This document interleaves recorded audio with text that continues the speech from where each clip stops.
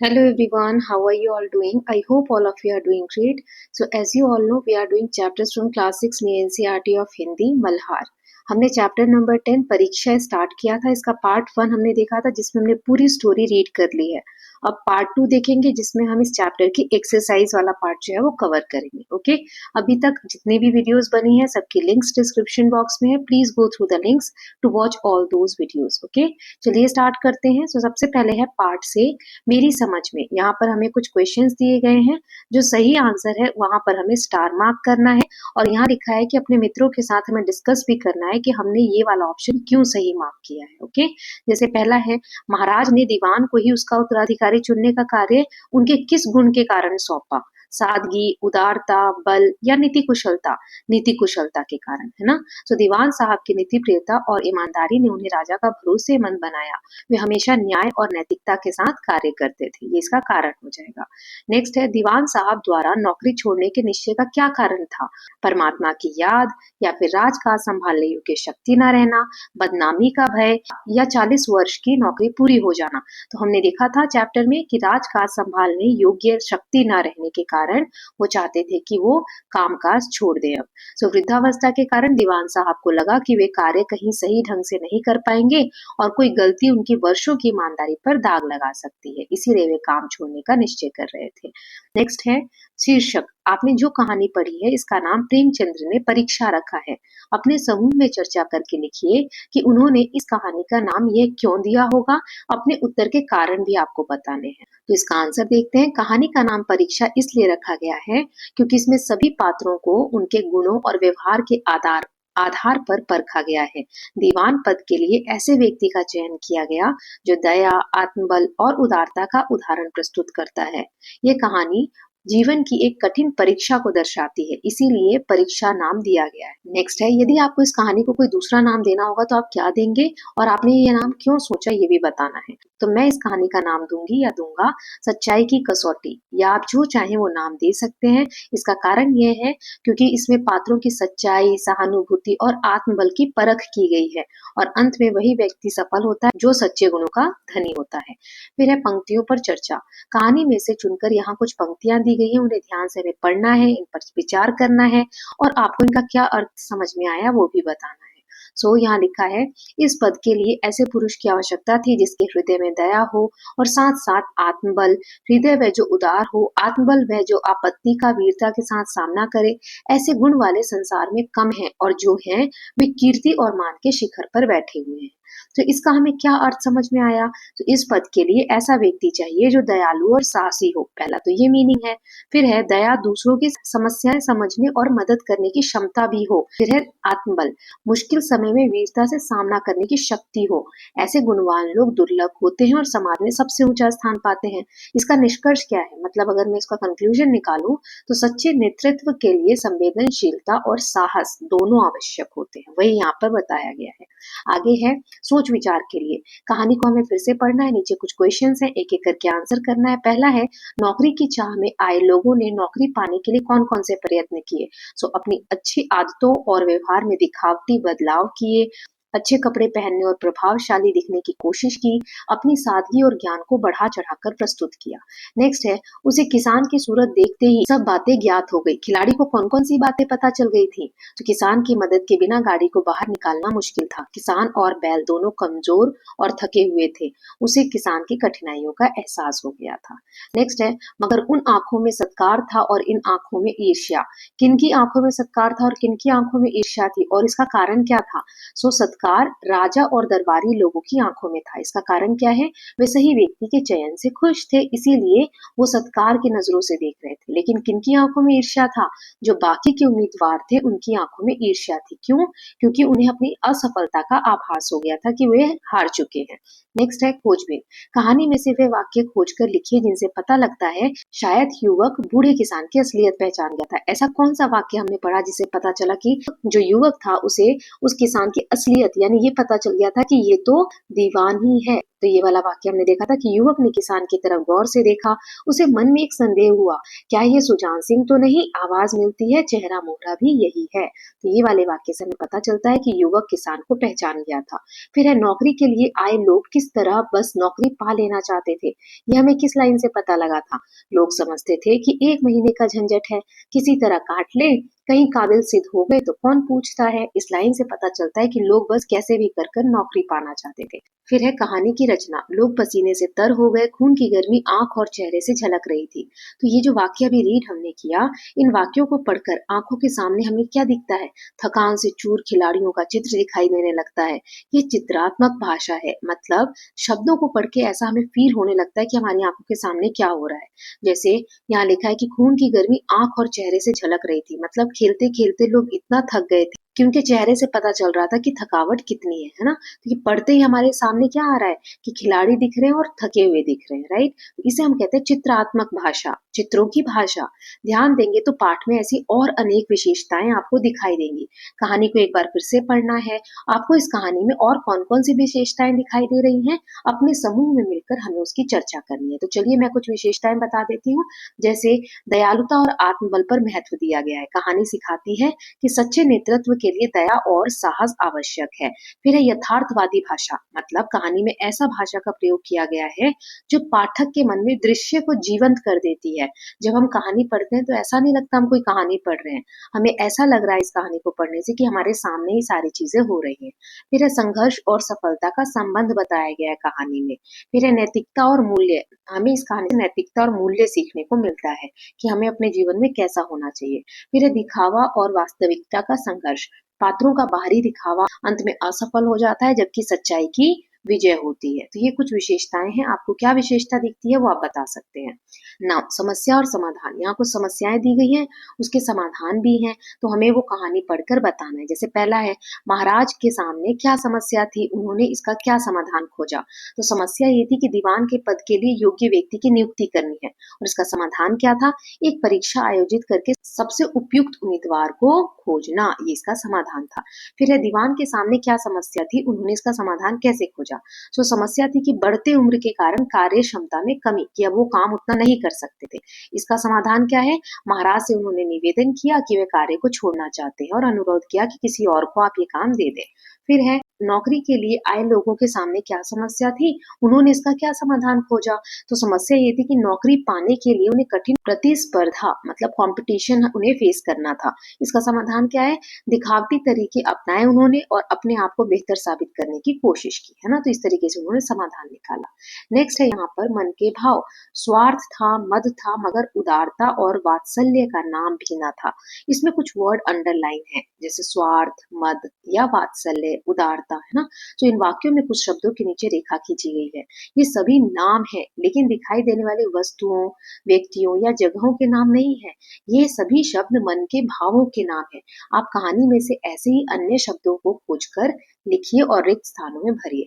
सो जैसे ये शब्द है स्वार्थ, स्वार्थ किसी का नाम नहीं होता, लेकिन एक फीलिंग होती है, हमारे मन के इमोशन का एक नाम होता है कि कोई स्वार्थी है, कोई मद यानी घमंडी है, कोई उदार व्यक्ति है, कोई वात्सल्य यानी प्यार करने वाला है, अच्छे से लोगों को ट्रीट करता है। तो ये इमोशनल जो भावनाएं होती हैं हमारी, उनको दिखाने के लिए शब्दों का यूज होता है। तो यहाँ ब्लैंक में हमें ऐसे ही कुछ शब्द कहानी में से चुनने हैं, जैसे कि मैं यहाँ पर दिखाती हूँ आपको, क्षमा, आत्मबल, ईर्ष्या, दया, साहस, निष्ठा, संवेदनशीलता। ओके, ये कुछ वर्ड्स हैं। आगे हम देखते हैं अभिनय। कहानी में युवक और किसान के बीच जो बातचीत हुई, उनको संवाद के रूप में दिया गया है। संवाद मतलब होता है कि हम बात कर रहे हैं, डायलॉग्स जैसा, है ना? ये भी बताया गया कि उन दोनों ने ये बातें कैसे बोली। अपने समूह के साथ मिलकर तैयारी कीजिए और कहानी के इस भाग को कक्षा में अभिनय के द्वारा प्रस्तुत कीजिए। प्रत्येक समूह से अभिनेता या अभिनेत्री कक्षा में सामने आएंगे और एक एक करके संवाद अभिनय के साथ बोलकर दिखाएंगे। मतलब जो भी किसान और युवक के बीच में संवाद हुआ ना, डायलॉग्स, उनको आपको एक्टिंग के थ्रू आपको क्लास में पेश करना है। ओके, प्रैक्टिस कर सकते हैं आप इसकी, आपको खुद करना है। नेक्स्ट है विपरीतार्थक शब्द। अब विपरीतार्थक मतलब क्या होता है? अपोजिट, है ना? अपोजिट वर्ड्स को हम कहते हैं विपरीतार्थक। विद्या का कम परंतु कर्तव्य का अधिक विचार किया जाएगा। कम, कम मतलब थोड़ा, और उसका उल्टा क्या होता है, अधिक यानी ज्यादा। सो कम का विपरीत अर्थ देने वाला शब्द है अधिक, कम का उल्टा अधिक। इसी प्रकार के कुछ विपरीतार्थक शब्द नीचे दिए गए हैं, आमने सामने नहीं है, इन्हें हमें सही से मैच करना है ना, अपोजिट वर्ड्स को मैच करना है। तो जैसे देख लेते हैं, पहला है आना, आना का होगा जाना, गुण अवगुण, आदर अनादर, स्वस्थ अस्वस्थ, कम अधिक, दयालु निर्दयी, योग्य अयोग्य, हार जीत, आशा निराशा, है ना। तो ये अपोजिट वर्ड्स हो गए। नाउ नेक्स्ट दिया हुआ है कहावत, गहरे पानी में बैठने से ही मोती मिलता है। ये लाइन हमने देखी थी, तो ये कहावत है। तो ये वाक्य एक कहावत है जिसका अर्थ होता है कोशिश करने पर ही सफलता मिलती है। ऐसे ही एक और कहावत है, जिन खोजा तिन पाइया, गहरे पानी बैठ, अर्थात परिश्रम का फल अवश्य मिलता है। तो कहावतें ऐसे वाक्य होते हैं जिन्हें लोग अपनी बात को और अधिक प्रभावशाली बनाने के लिए प्रयोग करते हैं। आपके घर और पड़ोस में भी लोग कई कहावतों का उपयोग करते हैं। तो नीचे कुछ कहावत दी गई हैं, आप इन कहावतों को कहानी से जोड़कर अपनी लेखन पुस्तिका में लिखिए। तो इन सबको हम एक एक करके देखेंगे। जैसे यहाँ पहला एक दिया, एक अनार 100 बीमार। इसका मतलब क्या होता है, कोई ऐसी चीज जो एक हो लेकिन चाहने वाले अनेक हो। जैसे एग्जाम्पल कैसे यूज किया है, विज्ञापन में तो एक नौकरी की बात कही गई थी लेकिन उम्मीदवार आ गए हजारों, इसे कहते हैं एक अनार 100 बीमार। मतलब एक नौकरी थी, उसको मांगने वाले या चाहने वाले कितने थे, बहुत सारे, है ना। तो बाकी के हम देख लेते हैं। जैसे अधजल गगरी छलकत जाए, इसका मतलब होता है जिसके पास थोड़ा ज्ञान होता है वह उसका दिखावा करता है। ज्ञान में अधिक रुचि न होने पर भी कुछ उम्मीदवार बड़े बड़े ग्रंथों में डूबे रहते और अकड़ कर चलते, इसे कहते हैं अधजल गगरी छलकत जाए। उनके पास ज्ञान थोड़ा था लेकिन वो घमंड ज्यादा कर रहे थे। फिर है, अब पछताए होत क्या जब चिड़िया चुग गई खेत। समय निकल जाने के बाद पछताने से कुछ नहीं होता है, कोई लाभ नहीं होता, पछताना व्यर्थ होता है। सो जब पंडित जानकी नाथ का दीवान के लिए चुनाव हुआ, तब अन्य उम्मीदवार सोचने लगे कि काश हमने उस समय किसान की मदद की होती तो आज हमारा चयन होता। अब पछताए होत क्या जब चिड़िया चुग गई खेत। अब कुछ भी नहीं हो सकता पछताने से। नेक्स्ट है, जो गरजते हैं वे बरसते नहीं हैं। मतलब जो अधिक बढ़ चढ़कर बोलते हैं ना, वे कुछ काम नहीं करते, सिर्फ बोलना जानते हैं। तो देवगढ़ में आए सभी उम्मीदवार नम्रता की मूर्ति बने हुए थे, परंतु जब किसान पर दया की बात आई तो सब पीछे हट गए। इसीलिए कहते हैं जो गरजते हैं वे बरसते नहीं हैं। फिर है, जहाँ चाह वहाँ राह। इसका मतलब होता है कि जब किसी काम को करने की इच्छा होती है तो उसका साधन भी मिल जाता है। जैसे युवक घायल था परंतु दूसरों की मदद करने की उसकी चाह के कारण वे किसान की गाड़ी नाले से बाहर निकाल पाया। इसे हम कहते हैं जहाँ चाह वहाँ राह। ठीक है, अब आगे देखते हैं पाठ से आगे। अनुमान या कल्पना से। दूसरे दिन देश के प्रसिद्ध पत्रों में यह विज्ञापन निकला। देश के प्रसिद्ध पत्रों में नौकरी का विज्ञापन किसने निकलवाया होगा, आपको ऐसा क्यों लगता है। सो देश के प्रसिद्ध पत्रों में नौकरियों का विज्ञापन राजा के आदेश से निकाला गया होगा। क्यों निकाला गया होगा, तो इसका कारण है राजा ने दीवान को योग्य अधिकारी चुनने का कार्य सौंपा था। इसके लिए देश भर में उम्मीदवारों को बुलाने का निर्णय लिया गया होगा, इसलिए न्यूज़पेपर या हम कह सकते हैं विज्ञापन निकाला गया होगा। फिर है, इस विज्ञापन ने सारे मुल्क में तहलका मचा दिया। विज्ञापन ने पूरे देश में तहलका क्यों मचाया होगा, तो इसके कुछ कारण हो सकते हैं। क्योंकि दीवान का पद बहुत प्रतिष्ठित और ऊंचे दर्जे का था, इसलिए तहलका हो गया होगा। फिर है, विज्ञापन में योग्यता की सीमा तय नहीं थी, जिससे हर वर्ग के लोगों को अवसर मिल रहा था। इस पद के लिए चयन प्रक्रिया अनोखी थी और रोमांचक थी कि 1 महीने में जजमेंट होने वाला था, है ना, इसीलिए तहलका मच गया होगा। फिर है विज्ञापन। विज्ञापन मतलब होता है न्यूज़पेपर वगैरह में आप देखते हैं ना, ऐड करना, इसे हम कहते हैं विज्ञापन। ठीक है, कुछ क्वेश्चंस हैं। पहले दिया हुआ है, दूसरे दिन देश के प्रसिद्ध पत्रों में यह विज्ञापन निकला कि देवगढ़ के लिए एक सुयोग्य दीवान की जरूरत है। ये हमने देखा था। अब इसमें पहला प्रश्न है, कहानी में इस विज्ञापन की सामग्री को हमें पढ़ना है, इसके बाद अपने समूह में मिलकर इस विज्ञापन को अपनी कल्पना का उपयोग करते हुए बनाना है। विज्ञापन बनाने के लिए आप एक चौकोर कागज पर हाशिया बनाइए। हाशिया क्या होता है, पेज की बाउंड्री बनाना है। इसके बाद इस हाशिए के भीतर के खाली स्थान पर सुंदर लिखाई, चित्रों, रंगों आदि की सहायता से सभी आवश्यक जानकारी लिख दीजिए। आप बिना रंगों या चित्रों का भी विज्ञापन बना सकते हैं। तो चलिए मैं आपको बताती हूँ कैसे करना है। जैसे एक शीट ले ली, उसके बॉर्डर्स पे आप कुछ भी कर सकते हैं ना, लाइंस भी खींच सकते हैं, या मैंने इस तरीके से हैंड प्रिंट दिखाया। ठीक है, अब इसकी हेडिंग क्या होगी विज्ञापन की, देवगढ़ राज्य में दीवान पद के लिए सुनहरा अवसर। तो देवगढ़ राज्य में एक योग्य दीवान की आवश्यकता है। इच्छुक व्यक्ति निम्नलिखित योग्यताओं को ध्यान में रखते हुए आवेदन करें। अब हम योग्यता बता देंगे। जैसे पहला है दयालु, नीतिप्रिय और आत्मबल से परिपूर्ण होना चाहिए, शारीरिक रूप से स्वस्थ होना चाहिए। शैक्षिक योग्यता अनिवार्य नहीं है, परंतु कर्तव्य निष्ठता महत्वपूर्ण है। 1 महीने की अवधि में रहन सहन और आचरण की परीक्षा ली जाएगी। जो इस परीक्षा में सफल होंगे उन्हें ऊंचा पद प्रदान किया जाएगा। इसके लिए संपर्क किसे करें? सरदार सुजान सिंह को, जो देवगढ़ से हैं। महत्वपूर्ण इसमें क्या है इंपॉर्टेंट? यह विज्ञापन देवगढ़ राज्य की प्रतिष्ठा का प्रतीक है।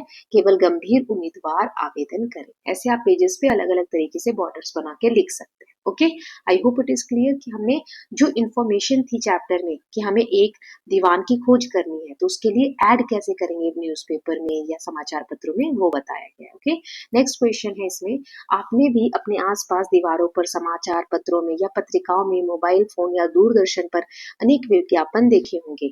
आप किसी मनपसंद विज्ञापन को याद कीजिए।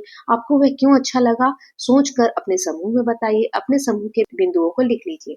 आपको डिस्कस करना है कि आपने टीवी, न्यूज़पेपर, कहीं पर भी कोई ऐड देखा, वो किस चीज से रिलेटेड था, आपको क्यों फेवरेट लगता है, वो अपने ग्रुप्स में डिस्कस करना है। ओके, जैसे मैं एग्जांपल दे रही हूँ, मैंने एक शैक्षिक कोचिंग संस्थान का विज्ञापन देखा जिसमें छात्रों के लिए विशेष छूट दी गई थी और गुणवत्तापूर्ण शिक्षा का वादा किया गया था।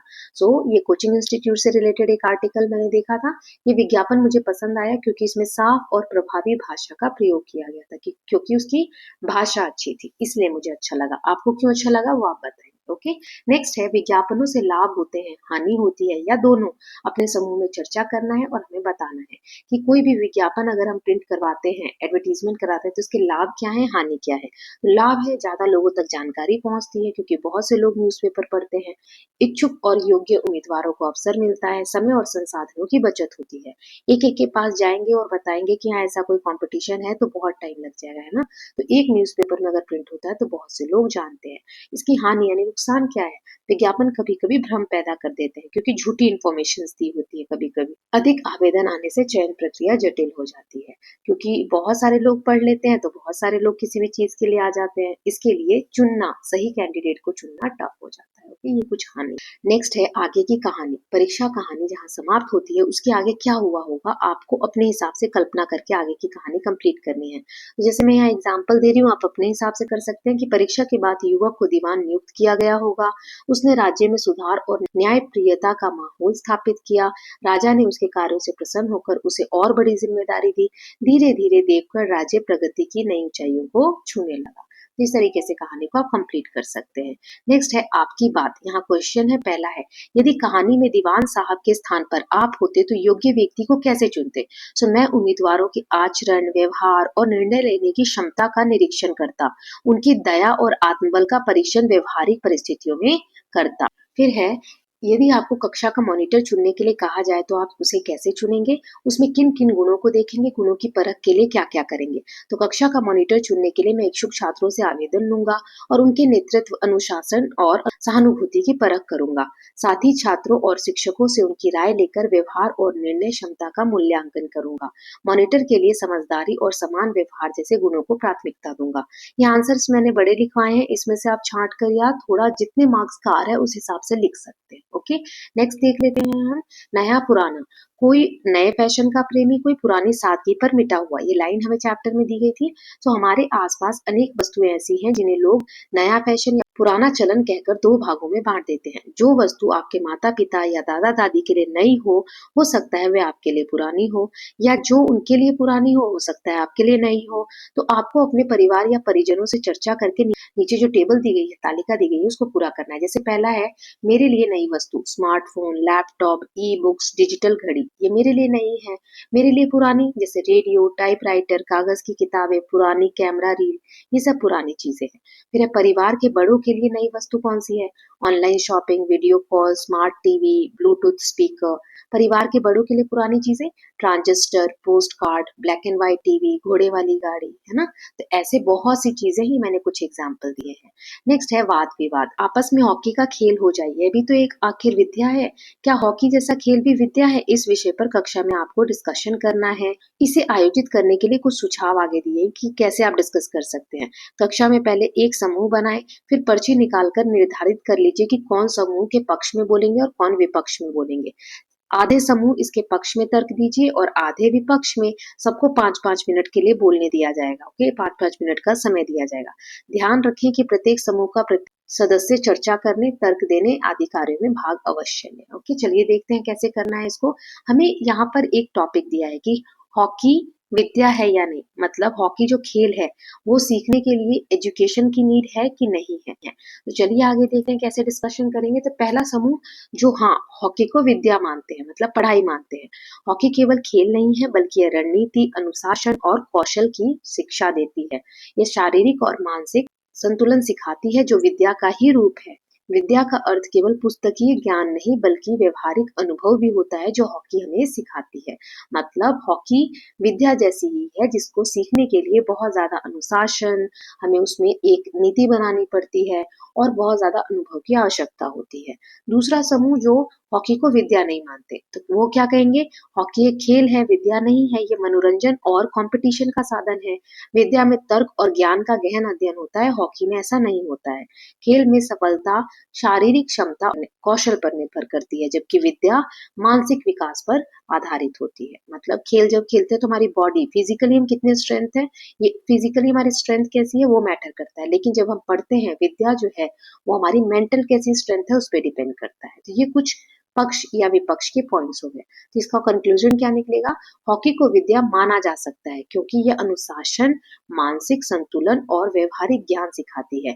खेल जीवन का एक अहम पार्ट पढ़ाता है जो विद्या के अंतर्गत आता है। ओके, तो इस तरीके से डिबेट कंपटीशन होते हैं जिसमें एक जो साइड होती है वो किसी भी टॉपिक के अगेंस्ट बोलेगा और एक उसके फेवर में बोलता है। ओके, लास्ट में कंक्लूजन निकालते हैं। नेक्स्ट है अच्छाई और दिखावा। हर एक मनुष्य अपने जीवन को अपनी बुद्धि के अनुसार अच्छे रूप में दिखाने की कोशिश करता था। अपने समूह में मिलकर हमें चर्चा करनी है और इनके आंसर जो नीचे क्वेश्चन है एक एक करके लिखना है। जैसे पहला है, हर व्यक्ति अपनी बुद्धि के अनुसार स्वयं को अच्छा दिखाने की कोशिश करता है। स्वयं को अच्छा दिखाने के लिए लोग क्या क्या करते हैं, जैसे मेहनत करना, कसरत करना, साफ सुथरे रहना आदि। इसका उत्तर हो जाएगा, लोग अक्सर दूसरों पर अच्छा प्रभाव डालने के लिए अपनी कमजोरियों को छिपाने की कोशिश करते हैं या फिर सजे धजे और अनुशासित दिखने का प्रयास करते हैं, मेहनत करते हैं और दिखावे पर ध्यान देते हैं, अपने पहनावे और बोलचाल को सुधारते हैं। नेक्स्ट है, क्या स्वयं को अच्छा दिखाने में और स्वयं से अच्छा होने में कोई अंतर है, कैसे? तो यस, स्वयं को अच्छा दिखाने और अच्छा होने में अंतर होता है। अगर हम अच्छा दिखाते हैं, ये बाहरी दिखावे पर आधारित होता है जिसमें लोग दूसरों को प्रभावित करने के लिए अपने वास्तविक स्वभाव को छुपाते हैं, मतलब हम दिखावा कर रहे होते हैं। लेकिन स्वयं से अच्छा होना, ये व्यक्ति की अच्छाई यानी वास्तविक अच्छाई, नैतिकता और गुणों का परिचय देते हैं। ये दिखावे पर नहीं बल्कि व्यक्ति के आचरण और कार्यों पर आधारित होता है। इसमें हम अच्छे होते हैं, हमें दिखावा नहीं करना होता है। नेक्स्ट है परिधान तरह तरह के। कोट उतार डाला, ये हमने पढ़ा था। कोट एक परिधान का नाम है, हम जानते हैं कोट किस ड्रेस को बोलते हैं। कुछ अन्य परिधान के यहाँ चित्र दिए गए, हमें नाम के साथ मिलाना है और अपनी भाषा में आप क्या उसे बोलते हैं वो भी बताना है। तो चलिए देखते हैं एक एक करके। जैसे ये है लहंगा, इसे हम घाघरा भी बोलते हैं। ये है गमछा, जिसे हम अंगोछा भी बोलते हैं। ये है दुपट्टा, जिसे हम ओढ़नी भी बोलते हैं। फिर है धोती, इसे हम वस्त्र बोलते हैं।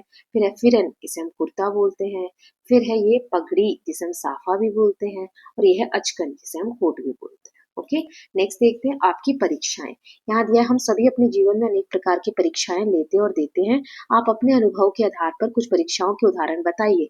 ये भी बताइए कि किसने कब और कैसे क्यों परीक्षा ली। ओके, जैसे किसी को विश्वास दिलाने के लिए उसके सामने साइकिल चला कर दिखाना, स्कूल या घर पर कोई परीक्षा देना, किसी को किसी काम की चुनौती देना आदि। इस तरीके की कुछ काम होती हैं। जैसे पहला है साइकिल चलाने की परीक्षा। मैंने अपने छोटे भाई को साइकिल चलाना सिखाने के दौरान उसे अपने सामने साइकिल चलाकर दिखाने को कहा। ये उसकी संतुलन क्षमता की परीक्षा थी कि वो बैलेंस कैसे बना पाता है। फिर स्कूल में वाद विवाद प्रतियोगिता, जो भी डिबेट कंपटीशन मैंने बताया है ना। सो विद्यालय में मैंने वाद विवाद में हिस्सा लिया जहाँ तर्क और प्रस्तुति की परीक्षा हुई कि कैसे मैं वाद विवाद या डिबेट कर पा रहा हूँ। अब लास्ट है आज की पहेली। आज आपकी एक रोचक परीक्षा है। यहाँ पर दो चित्र हैं जो लगभग सेम है ना, लेकिन इसमें कुछ अंतर है जो आपको फाइंड आउट करने हैं। तो मैं कुछ अंतर बता रही हूँ, बाकी आप फाइंड आउट कर सकते हैं, ढूंढकर बता सकते हैं। ठीक है, जैसे पहला यहाँ पर देखिए, ये जो बकरी है इधर की तरफ मुड़ी हुई है और इसमें बकरी इधर की तरफ मुड़ी हुई है ना, अपोजिट है। तो ये एक अंतर हो गया। दूसरा यहाँ पर देखिए, लड़की के बाल में यहाँ पर रेड रिबन नहीं है और यहाँ पर रेड रिबन है। ओके, फिर तीसरा अंतर यहाँ पर देखिए, इसके हाथ में जो बैग है पीले कलर का, ये बड़ा है और इधर छोटा बैग है। एक और अंतर बता देती हूँ, यहाँ जो दादी हैं इन्होंने लाल रंग की चूड़ी पहनी है, यहाँ पर ब्लू कलर की पहनी है। मैंने कुछ अंतर बताए हैं, बाकी आप फाइंड आउट करेंगे। ओके, इसके साथ स्टूडेंट्स हमने चैप्टर 10 परीक्षा पूरा कंप्लीट कर लिया है। ये पार्ट 2 था।